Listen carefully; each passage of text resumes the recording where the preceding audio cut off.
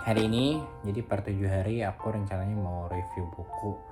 Jadi PR juga buat aku, jadi 7 tiap seminggu aku harus selesaiin baca buku, tapi nggak apa-apa, namanya juga target. Hari ini aku bakal bahas buku ini, Haruki Murakami, When I Talk About Running. Ini aku baca gara-gara aku denger podcast lagi sama Dokter Tirta. Dia di podcastnya itu bahas buku ini. Di bukunya tuh kayak bikin lu pernah gak sih lu tuh ngerasa capek banget sama rutinitas, terus pengen keluar bentar dari kehidupan ini.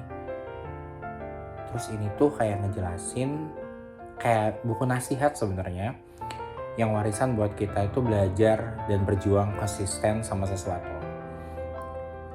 Sebenarnya tuh buku ini tuh cuman kumpulan lari, jadi dia tuh nggak tebel-tebel banget. Jadi kayak lu diceritain om-om yang suka lari, ya udah gitu. Ternyata pas aku baca isinya itu ngejelasin tentang disiplin, tentang gimana sih rasa kita ngelawan kesepian, gimana sih caranya tetap konsisten meskipun gagal terus, dan gimana sih cara kita nemuin diri kita sendiri ketika kita nggak punya apa-apa, ya. Dan di perbabnya tuh, kalau kamu tipikal orang yang suka buku yang banyak plot twist, yang banyak masalahnya, ini kayaknya nggak cocok sih. Ini kayak buku yang slow banget, tapi di dalamnya itu kalau kamu baca dengan serius, baca dengan teliti, banyak banget yang kamu dapetin. Ya, yang aku pahami bahwa Murakami di sini tuh bukan tipe orang yang dramatis. Dia tuh bukan tipe orang yang bilang kalau hidup lu tuh harus luar biasa, nggak juga. Justru dia tuh nunjukin bahwa hidup tuh ya udah biasa aja gitu, tapi diulang setiap harinya gitu. Dia tuh cuman bangun, lari, nulis, ulang lagi, terus kayak gitu berulang. Dan di situ aku belajar satu hal, bahwa hidup itu bukan seberapa cepat kita sampai, tapi seberapa lama kita bisa konsisten terhadap sesuatu yang jadi mimpi kita tanpa kita pernah nyerah satu hari pun, walaupun itu membosankan.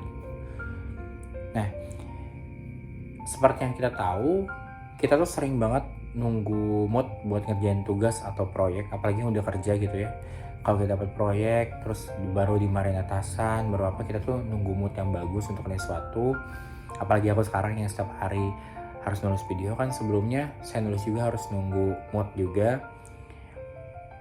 Di buku ini tuh kayak disentil sama Murakami tuh bilang bahwa mood itu nggak bisa diandelin, karena itu tuh bukan jadi satu alasan kamu nggak ngelakuin satu hal. Ketika moodmu rusak, moodmu jelek, moodmu bagus, tetap lakuin aja.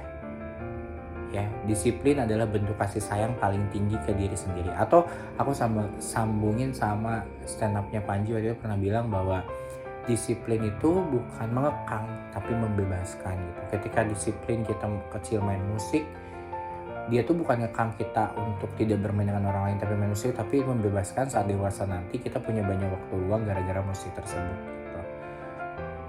Terus sama kayak lari, dia tuh ibaratin bahwa hidup tuh bukan maraton, bukan sprint. Jadi jangan cuman gas di awal tapi di tengah-tengah berhenti. Dia tuh juga bilang bahwa rasa sakit itu tuh nyata, tapi menderita itu pilihan.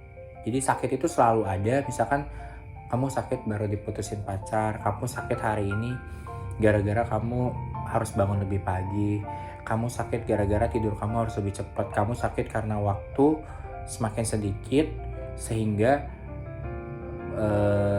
banyak hobi-hobi kamu yang tertinggal. Tapi kamu menderita nggak akan hal itu gitu. Ketika kamu bangun pagi kamu sakit, kamu pusing, tapi kamu menderita nggak gitu. Kamu menerima nggak bahwa itu suatu proses yang harus kamu lakuin.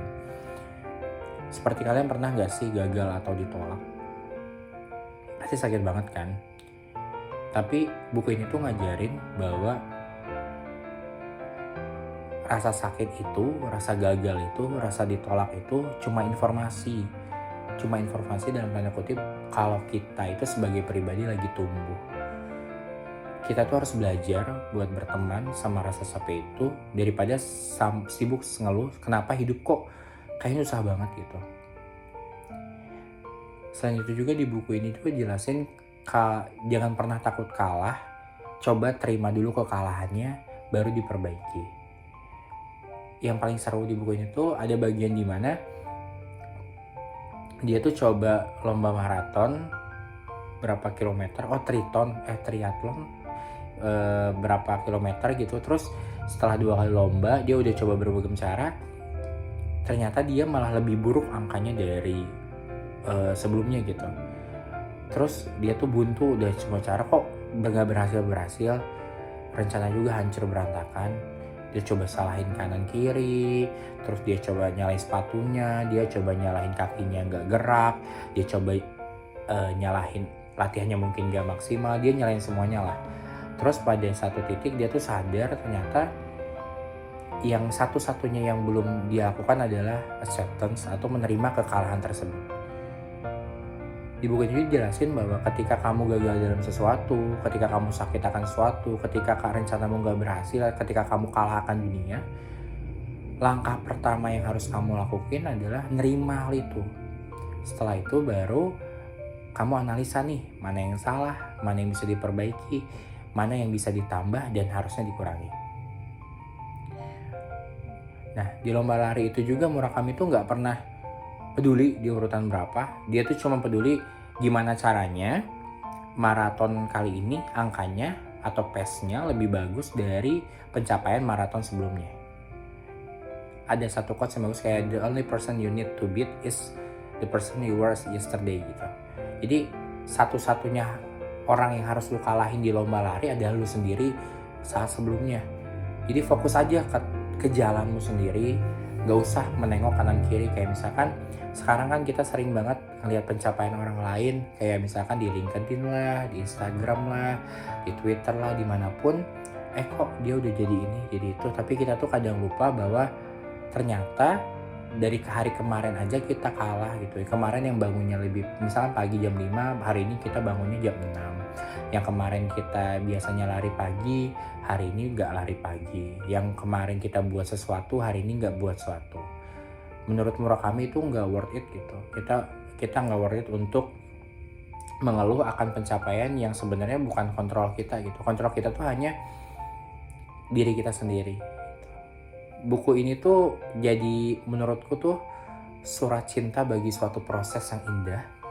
Buat lo yang ngerasa stuck, coba baca gitu. Ini bakal ngerubah mindset bahwa kebosanan, kesepian akan rutinitas yang sama setiap hari. Ternyata di satu orang di dunia banyak yang melakukannya gitu.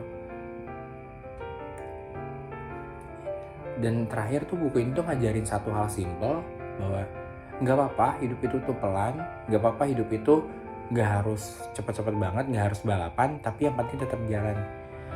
Nggak harus jadi yang paling cepet, nggak harus jadi yang paling nunjukin semangat. Yang penting jangan pernah berhenti hanya karena bosan ataupun kesepian. Itu yang aku share hari ini. Semoga kalian suka dengan review buku pertamaku.